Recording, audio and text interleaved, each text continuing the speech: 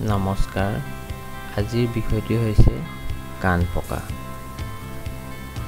ৰোগৰ কাৰণ হ'ল কাণ অপৰিষ্কাৰ কৰি ৰাখিলে নানা জীৱাণুৰ দ্বাৰা এই ৰোগ হ'ব পাৰে। ৰোগৰ লক্ষণ হ'ল কাণৰ ভিতৰত ফোঁহা হৈ সেই ফোঁহা পকি পূঁজ বাহিৰ হৈ থাকে।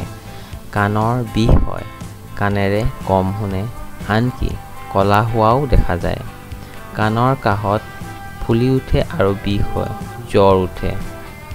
বনদৰৱসমূহ হ'ল হাড়জোৰা লতা ৩ ইঞ্চি দীঘলকৈ কাটি তাৰ ৰস উলিয়াই তাক গৰম কৰি অলপ ঠাণ্ডা কৰি পৰিষ্কাৰ কাপোৰেৰে চেকি কাণত টোপ টোপকৈ পৰিবলৈ দিলে কাণৰ বিষ, কাণৰ পৰা পূঁজ ওলোৱা বা কাণেৰে কম শুনা ৰোগ ভাল হয়।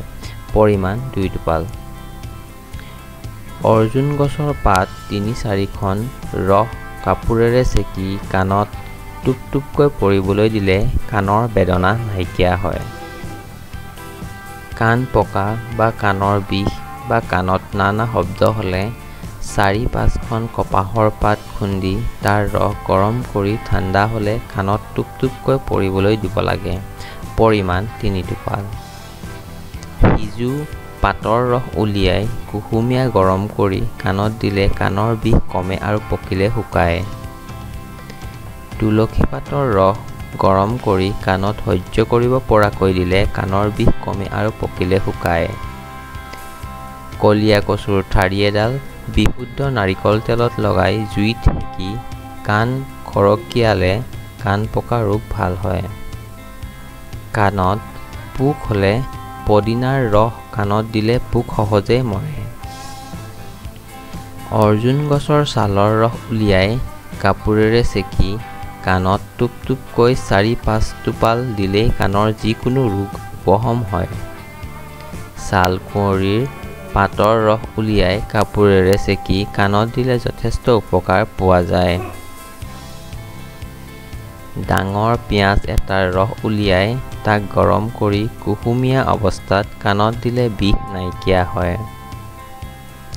কুন্দলি পাতৰ ৰস উলিয়াই কাণত কেইটোপালমান দিলেই ভাল ফল পোৱা যায়। মূলা অলপ জুইত গৰম কৰি তাৰ ৰস উলিয়াই কাণত কেইটোপালমান দিলেই কাণৰ পৰা পূঁজ ওলোৱা বন্ধ হয়। মালতী ফুল বা পাতৰ ৰস মিশ্ৰণ কৰি কাণত দিলে কাণৰ পৰা পূঁজ ওলোৱা বন্ধ হয়। সৰু ল'ৰা-ছোৱালীৰ কাণ পকিলে মান কচুৰ পত্ৰপিত্তৰ ৰস টোপ টোপকৈ দিব লাগে। নহৰু খুন্দি তাৰ ৰস গৰম কৰি কাণত কেইটোপালমান দিলেই যথেষ্ট উপকাৰ পোৱা যায়। ছজিনাৰ ৰস তিল তেলৰ লগত গৰম কৰি কাণত দিব লাগে। কেঁচা জেতুকা পাতৰ ৰস উলিয়াই কাণত কেইটোপালমান দিলেই সুফল পোৱা যায়। কপৌ ফুলৰ পাতৰ ৰস উলিয়াই ৪-৫ টোপালকৈ দিনে ২ বাৰকৈ ২-৩ দিন কাণত দিলেই ৰোগ আৰোগ্য হয়। পথ্যসমূহ হ'ল মহানিম, চিৰতা, পটল, ছজিনা, ফল-মূলৰ ৰস, তুলসী আৰু সহজে হজম হোৱা বস্তু সুপথ্য। অপথ্য হ'ল টান বস্তু, গুৰুপাকী খাদ্য, টেঙাজাতীয় বস্তু, বিড়ি, চিগাৰেট, ধঁপাত, মাদক দ্ৰব্য আদি খোৱা বেয়া। কথা কমকৈ ক'ব লাগে। এই ভিডিঅ'টি চোৱাৰ বাবে ধন্যবাদ। ভাল লাগিলে আৰু উপকৃত হ'লে লাইক এটা দিব। অনুগ্ৰহ কৰি ছাবস্ক্ৰাইব কৰিব।